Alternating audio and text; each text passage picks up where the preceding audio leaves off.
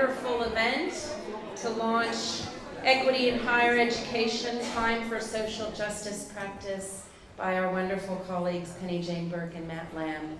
Before I get started, I'd just like to acknowledge the traditional owners of the land on which we meet, Awabakal and Worimi nations, to acknowledge elders past, present, and emerging, and also to pay my respects to Indigenous colleagues who are in the room.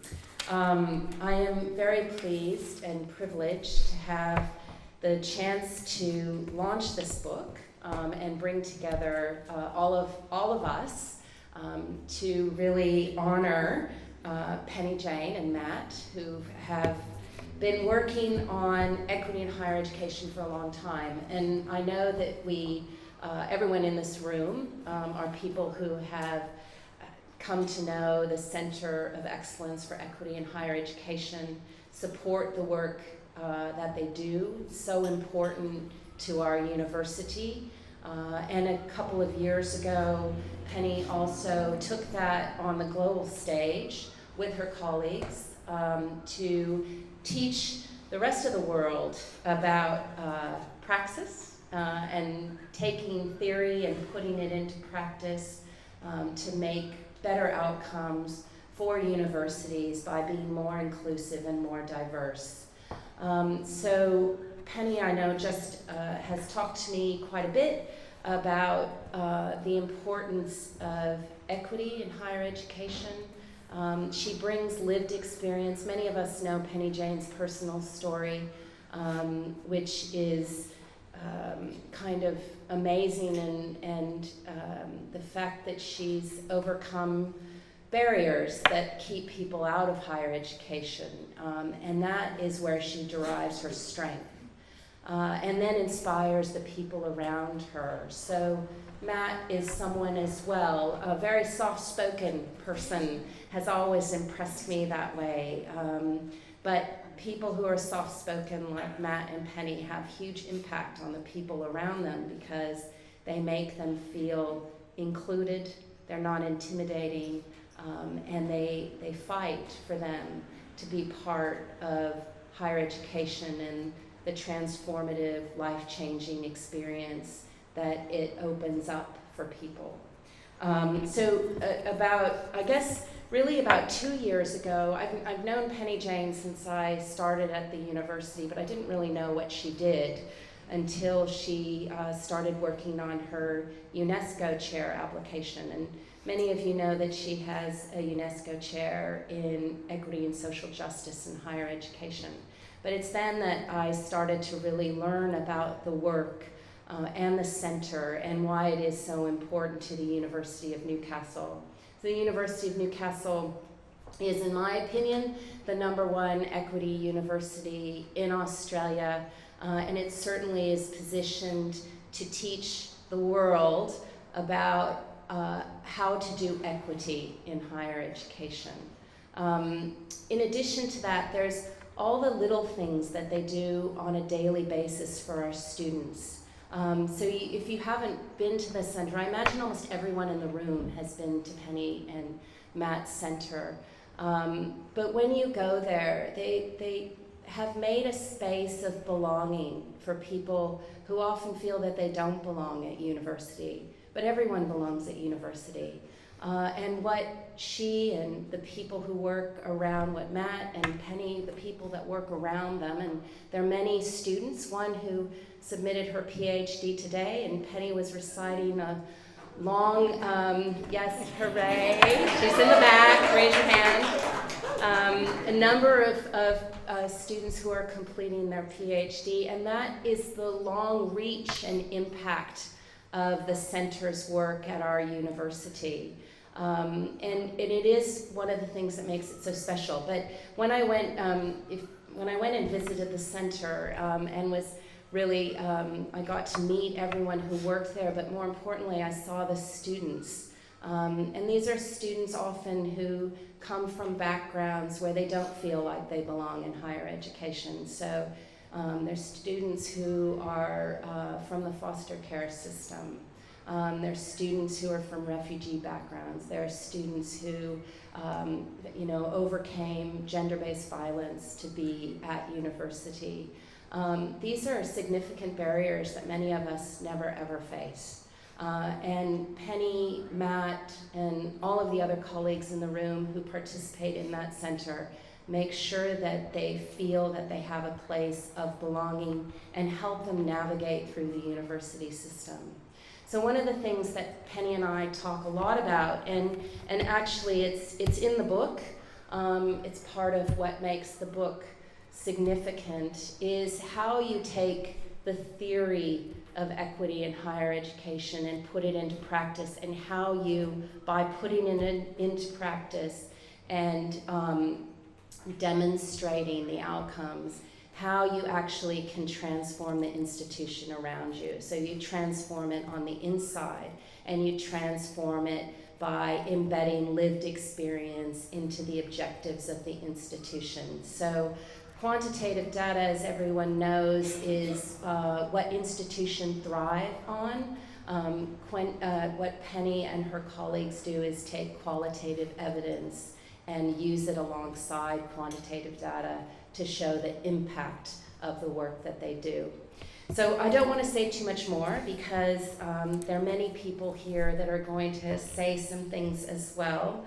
But I do also want to acknowledge the university received Silver Award for Athena Swan accreditation this year. One of the first 2 universities in Australia were the first to achieve. It's a Gender Equity and Diversity and Inclusion Award for a framework that supports equity and access in higher education, participation, progression, and inclusion.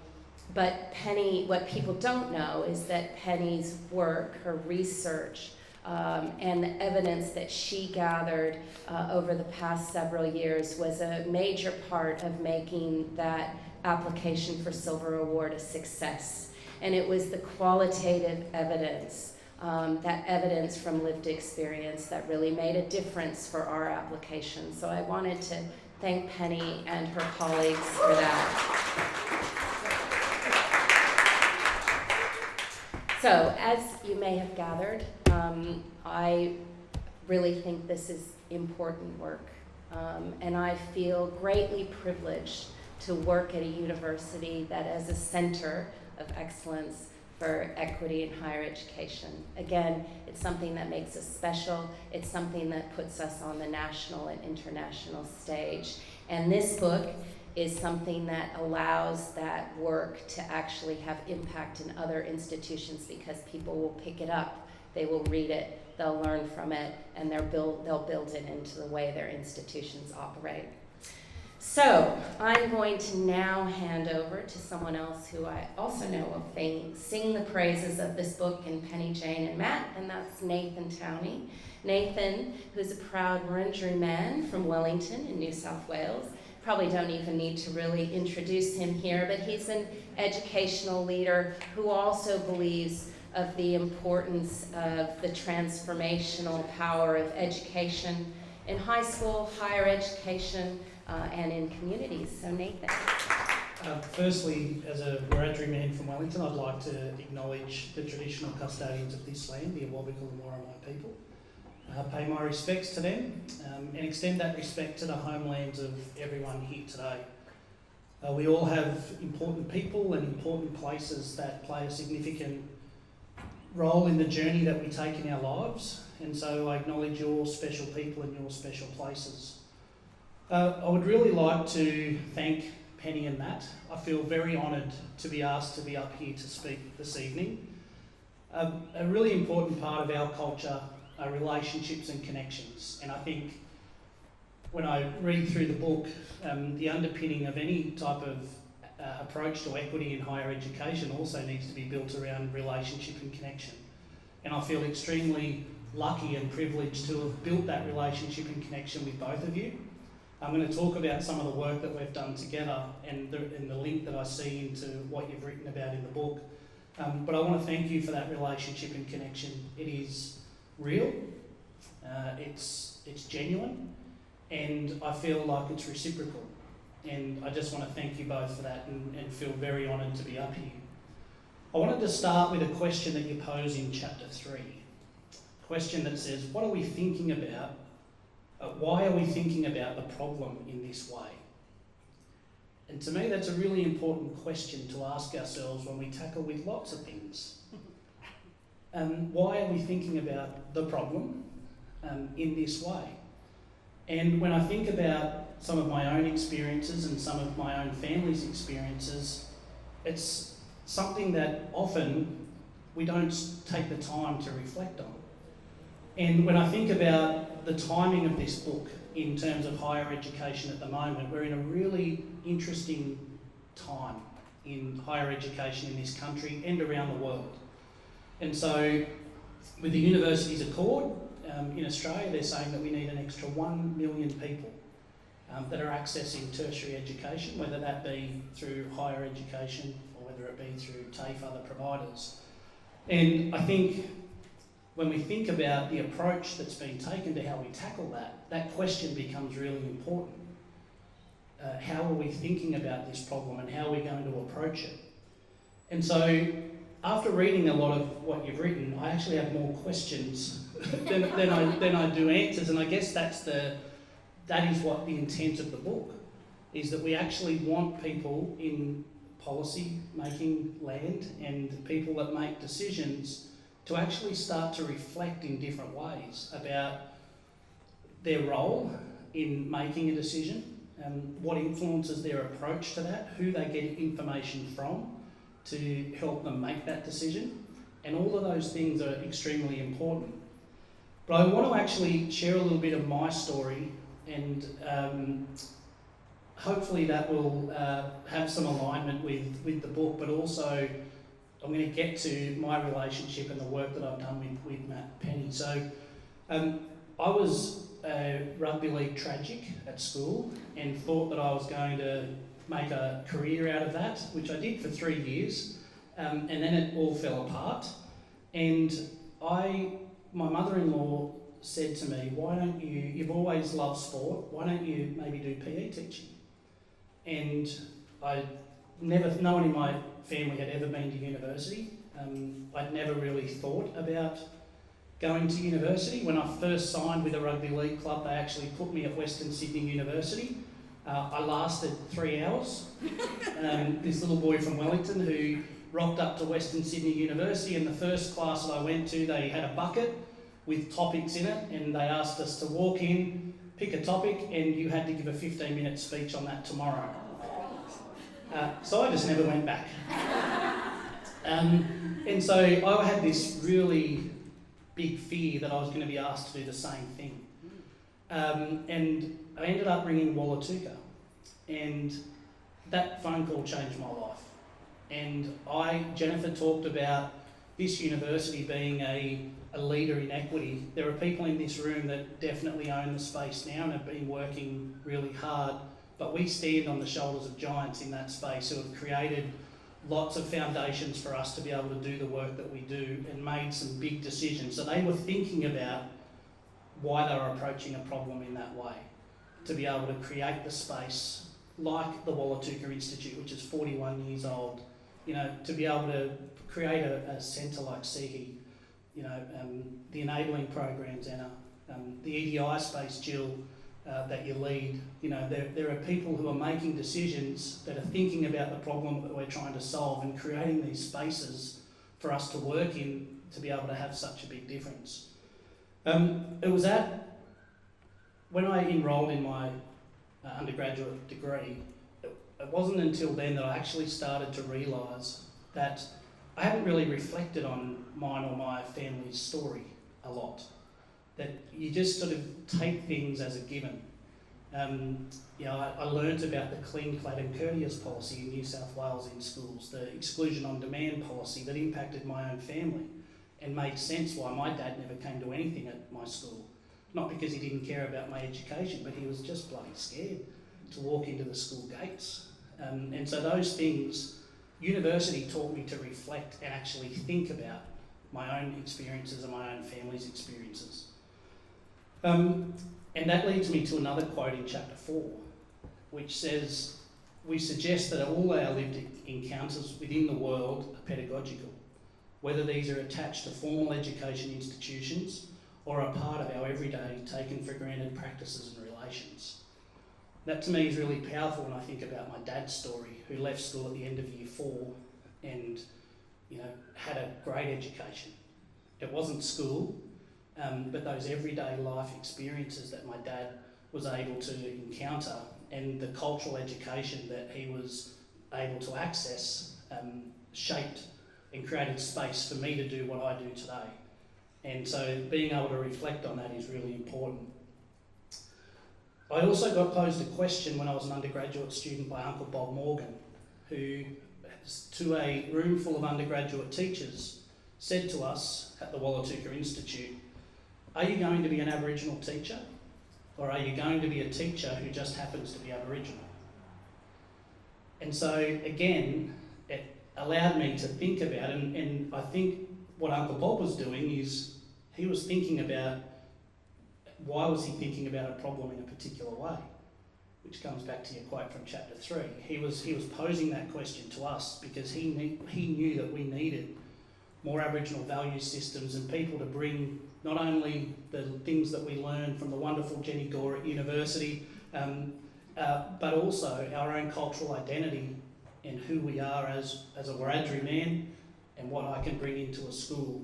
And so that really did shift and change the way that I thought about what I was going to do as a teacher.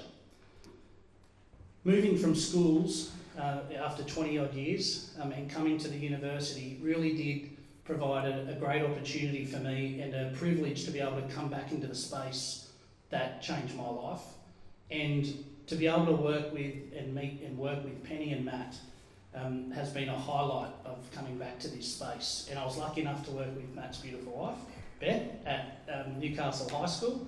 And so it's been wonderful to be able to work in that space. But one of the pieces of work relates directly to chapter 6 in the way that we evaluate, in the way that we think about success and how we measure success, who gets to define success.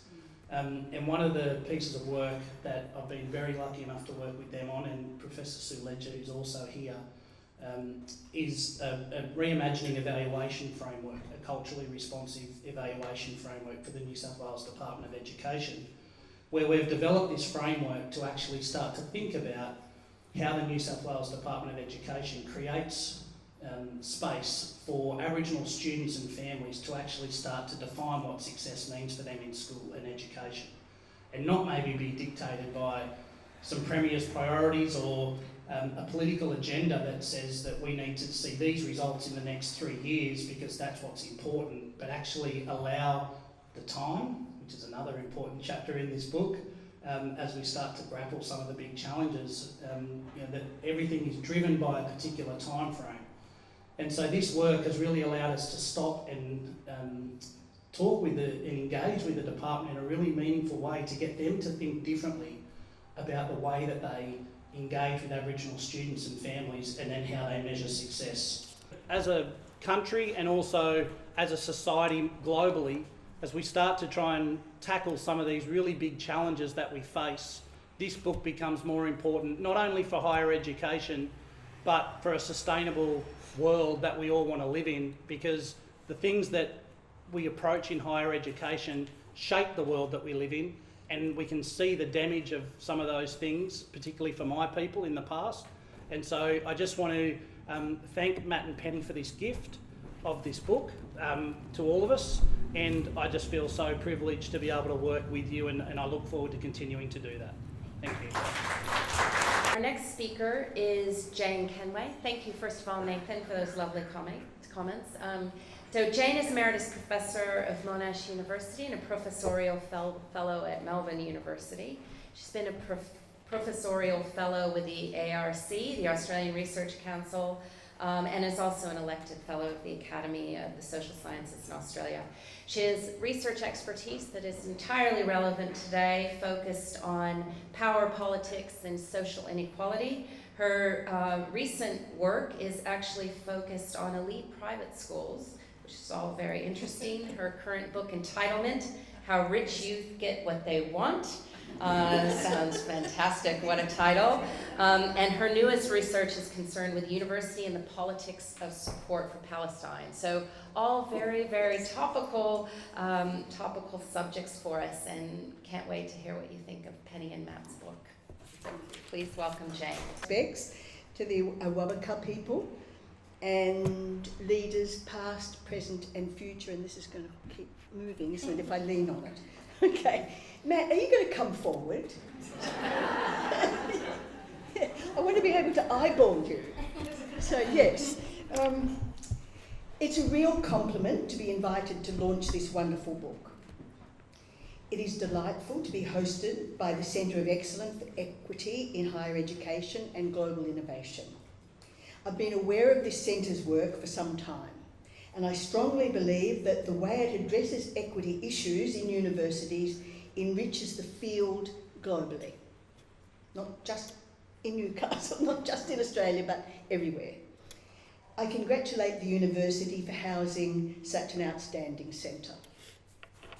We're here to launch the book, Equity in Higher Education, Time for Social Justice Praxis.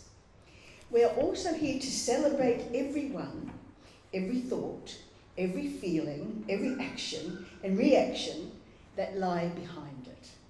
The people from all walks of life, the reading, thinking, discussing, listening, sharing and caring that went into it. Penny and Matt's book is, I think, a really good example of affirmative critique. It unmasks conventional equity rules and tools. It remakes equity in ways that have the potential to make positive and powerful differences in people's daily, nightly lives. Here's the book's structure. It's got an introduction, and then we go to part one, called Recontextualising and Reframing Equity. Part two is Methodologies for Transformative Equity Practice. Part three is Social Justice Transformation through Equity Praxis, I should say, and Equity Praxis was the previous chapter as well. Now, there is a lot to process in this book. It requires unhurried reading. A read and return many times approach is totally necessary. But you can also dip into it, because a number of the chapters almost stand alone.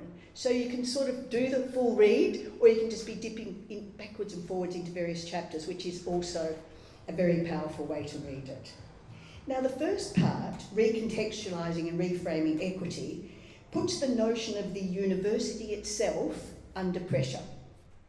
Penny and Matt argue that the purposes of the university must change in order that it can help address the many crises of the current conjuncture. And we could spend a long time talking about what all the crises of the current conjuncture are, because there are many.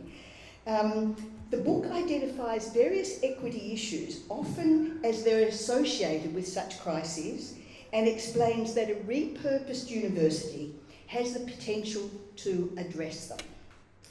But not universities as usual. Not the neoliberal university. This narrows the purposes of the university to things like markets, competition, employability, bottom line. This notion of the university also infuses every aspect of equity practice with its shrunken world view. I hope people in this room are neoliberal enthusiasts. Feel free to leave if you are.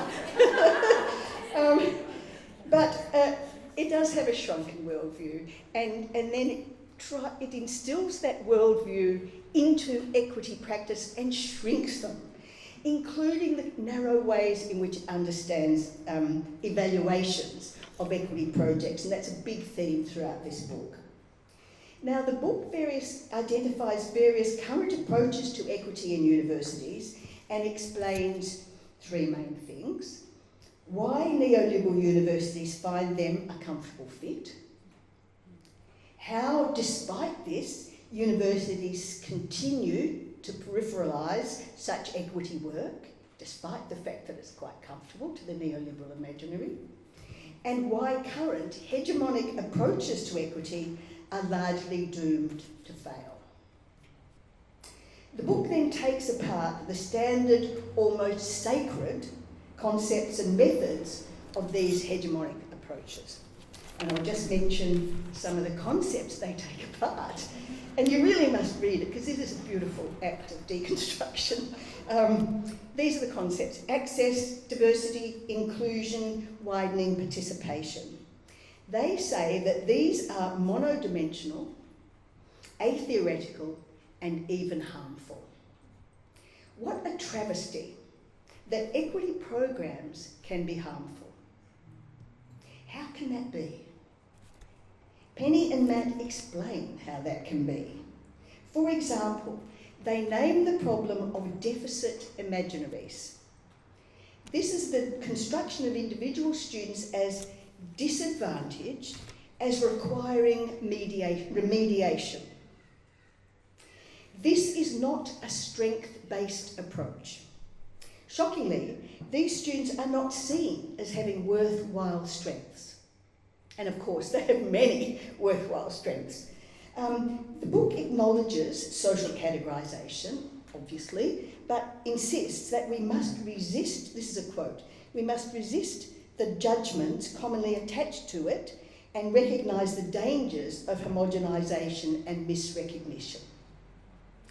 And it also says we must resist the hegemonic tendency to fail to acknowledge the broader contexts that have led to these students being seen as lacking. These students experience this view of them via numerous everyday micro condescensions and dismissals. To help them trouble the sacred concepts, and trouble is a big concept in the book as well, to help them trouble the sacred concepts I just mentioned, Penny and Matt draw on and rework diverse, rich and compelling bodies of literature about and for social justice. Nancy Fraser's intersecting notions of redistribution, recognition, representation and parity of participation provide the core ideas. But she is joined by many interesting, inviting names and ideas in what they call their conceptual ensemble. Is it ensemble or assembly? It is ensemble, isn't it? Yeah. Yes, okay, good. Right. This book is an astonishing achievement. Feminist, post-structural, decolonial, sociological, ecological thinking are woven seamlessly together. Now, that is no mean feat to do that, I can tell you right now. The conceptual ensemble has led them to develop the notion of transformative equity practice, and this is the focus of part 2. Not practice, as I've just said, praxis. Now, praxis is a reciprocal and ever-enriching, can you hear my phys ed voice? Right, okay. It's a reciprocal and enriching relationship between theory and practice. It definitely is not knowledge transfer. Paulo Freire would say of knowledge transfer approaches that they are banking approaches to knowledge. And this is not the inspiration for this. New namings and framings for programs, evaluations and policy making emerge. One of the things I really appreciate about this book is it's called, you can go back now, is its call for methodology. Not method, not technique, not measurement and metrics, not evidence-based practice, although they may say some of this is okay some of the time, but methodology, theoretically informed research praxis. Without methodology, such techniques as those I've just mentioned are husk-like. They don't have much in them. They blow away in the wind. There must be a rich research practice policy. Now, Matt and Penny make a most convincing case for praxis-based pedagogical, ethically oriented methodologies for social justice praxis. Now they have an acronym for it, which I cannot cope with, so I'm just going to use the long term. This has incredibly powerful potential. They talk about such things as solidarity, collectivity, communities of practice, and ethics of care, engagement across difference, and the politics of affect. They point to the pleasures that arise from such activity. I'm going to go back and mention pleasures again. They talk to the pleasures that arise from such activities. These pleasures take the place of the shame students have often been taught to feel. I found the discussion about the links between university timescapes and their different impacts very, very illuminating.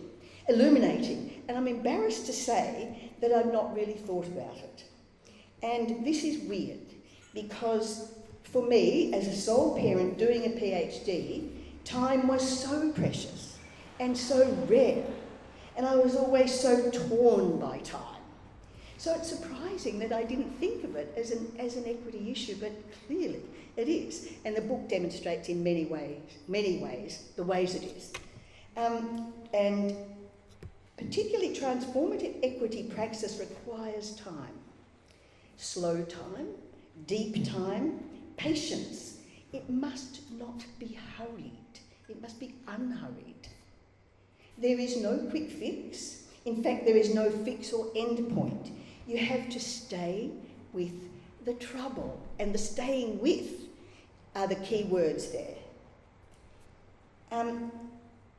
That's actually Patty Lather's term, and one of the things I really like about the book is the many terms that Penny and Matt have used from other people and those they've also coined for themselves. And I was wanting a little glossary actually at the back of the book with all your new terms, and I started to try and write one, but then I ran out of time. But I particularly like their notion of space. Now that is spelt small s p, tell me if I'm getting this wrong, small s-p-a-c-e, yes? Okay. Now the pace of things in university is high speed and often alienating. And universities also have many alienating spaces too. Transformative equity praxis requires spaces of welcome and warmth, rooms in which individuals' longing becomes shared belonging, places to know and places to grow in multiple ways, all honoured. I was glad that in part 3 that Penny and Matt offered 2 case studies, one on gender-based violence and the other on evaluation of equity programs. And I really wanted to read about transformative equity practice on the ground, not in a voyeuristic way, but in order to learn. In one case study, they discussed the scourge of gender-based violence and the impact it has on equity across the life course and thus on people's university education. This part of the book is where they forcefully demonstrate the empirical possibilities of their ideas. Their research on gender-based violence involves victim survivors,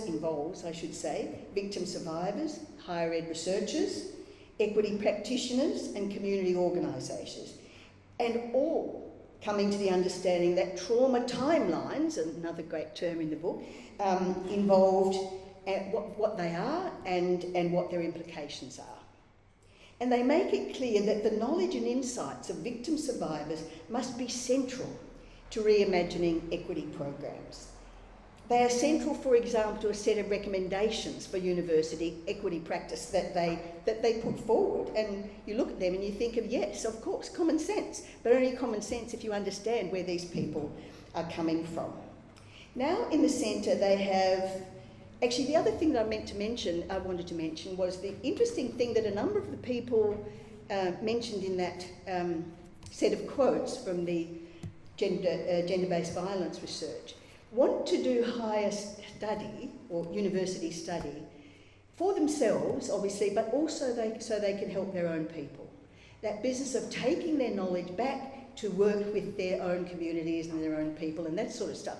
And I think that is so important, but it's also so crucial to consider what sort of knowledge they're getting, that they're taking back, because it needs to be the sort of knowledge that is talked about in this book, not just your conventional academic course. As a function of some of that work, there is now a Gender Justice Hub with a relational navigator framework and a caring for and caring about relational navigator team. And I think that set of ideas, putting together those set of ideas as an institutional opportunity is fantastic. And all of this is carefully grounded in feminist and decolonising praxis. And I have to say, you cannot do feminist work unless you're also doing decolonising work.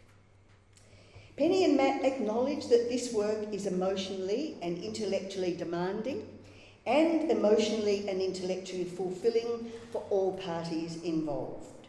Congratulations to Penny and Matt for having written this thought-provoking, inspirational book. I encourage you all, and here's where you're getting your homework, I encourage you all to read it with friends and colleagues, to read it slowly, to think about it deeply, to talk about it vigorously, and discuss what it means for your work and your studies. Ask yourselves, how you might rearrange your work so that everyday life in the university involves transformative equity praxis. This book is now officially launched. Thank you. Thank you so much, Jane. That was such a fantastic summary of the book by Matt and Penny. I'd like to invite up Kristen Allen, who's the program convener for Pathways Academic Learning Support Center in our Rimba campus.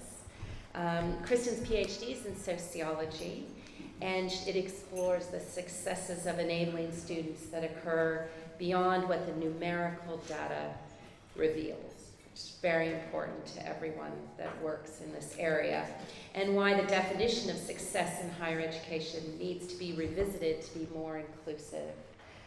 So we are incredibly proud of our Pathways programs that people like Kristen contribute to because they make the university a more inclusive place and allow people into university and higher education. So Kristen, I'm going to hand over to you. So about 8 years ago, I took my grandmother out for a Chinese meal. At the end of the meal, her favourite part arrived, the fortune cookie. As I cracked mine open, I read it out. A lucky penny found will bring small joys and big opportunities your way. I didn't think anything more of it. The next weekend, however, I was chatting to my nan about my week at work. I'd attended my first ever conference as an aspiring academic, and I heard for the first time Professor Penny Jane Burke speaking about her inspirational journey into higher education. To say that I was in awe of her was an understatement, and I explained to my nan how nervous I was to meet Penny with the view that she might one day be my PhD supervisor. Grinning, my nan said to me, "It sounds as though you found your lucky penny." My name is Kristen Allen, and I'm incredibly privileged to be one of Penny's PhD students, close to the completion of my thesis.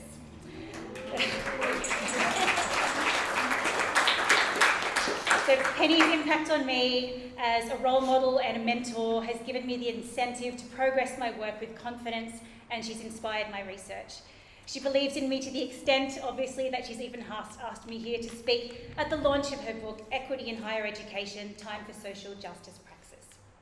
But while her inspiration has been important to me personally, this book, of course, offers far wider-reaching evidence of Penny's impact as a publication in a series of her life's work that focuses on the important topic of equal access and opportunity in higher education.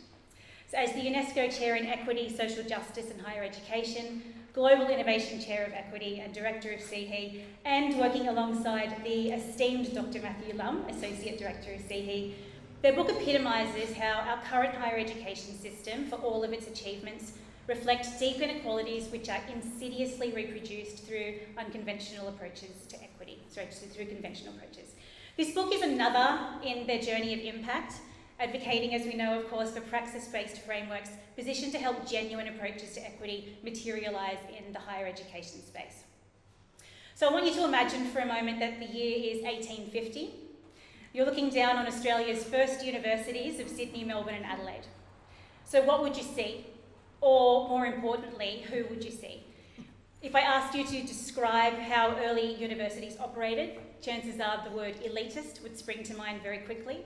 Literature commonly refers to universities past as elitist institutions, not just in Australia, but in the UK and US as well, where we largely inherited our university systems. But I'm sure this isn't a new or a shocking concept to you. It's a largely accepted truth that early universities were marked by financial and middle-class elitism, really as places where the benefits of education were enjoyed disproportionately by those of privilege. But we fast forward 175 years. If we envisage now the contemporary university, yes, we see a broader diversity of students than years past, but I ask how progressive it is that we have really become. So to quote from Penny and Matt's book, significant inequalities persist globally in relation to higher education access and participation, produced both in and through higher education itself. And the dangerous thing is that, yes, there is a general conception that universities in the past were elitist, but contemporary political policies, which appear dedicated to addressing equity in higher education, have influenced wider public perceptions that universities today are no longer exclusive places. Since the increase in university enrolments post-World War II, and as recent as the Universities Accord this year, government reports on higher education draw connections between universities and national economic prosperity. And policies to widen access in higher education, they herald education as the great equaliser, the path through which individuals can rise, succeed, and transform their lives. Yet as this book, and indeed much of Penny's research advocates, not everyone has the same access to this transformative tool.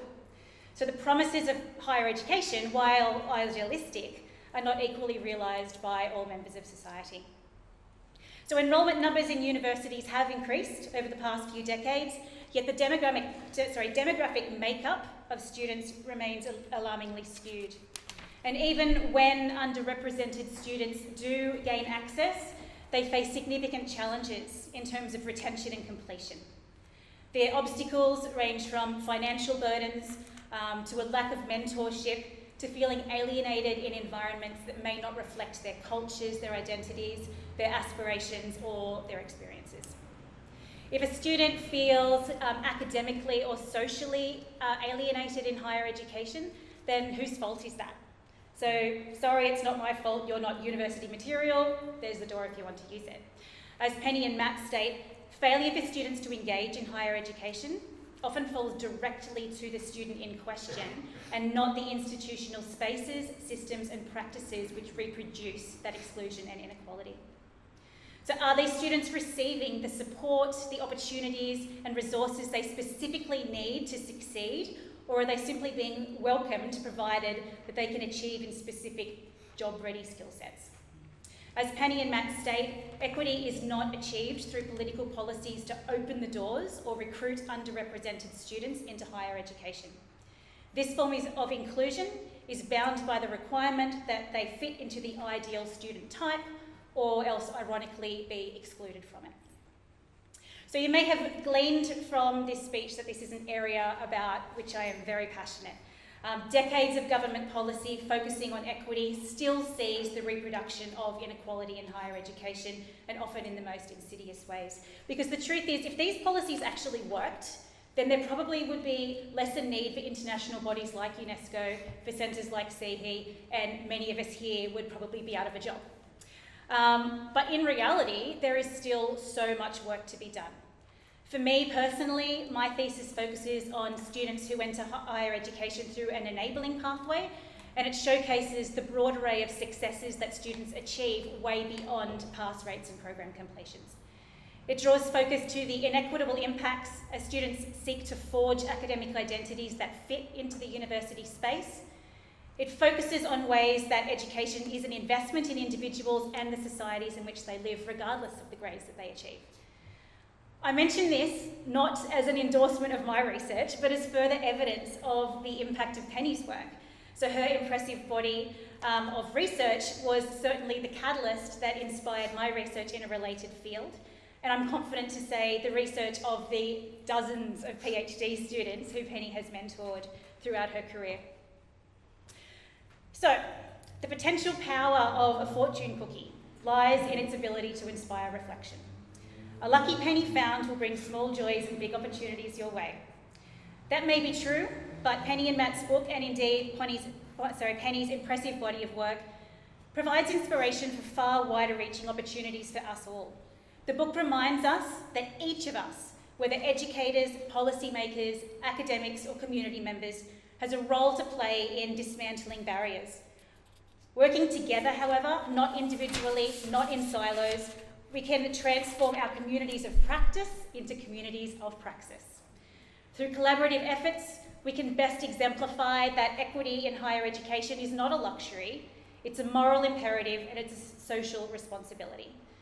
Please join me in congratulating Professor Penny Jane Burke and Dr. Matthew Lum on the publication of this important and highly significant body of work.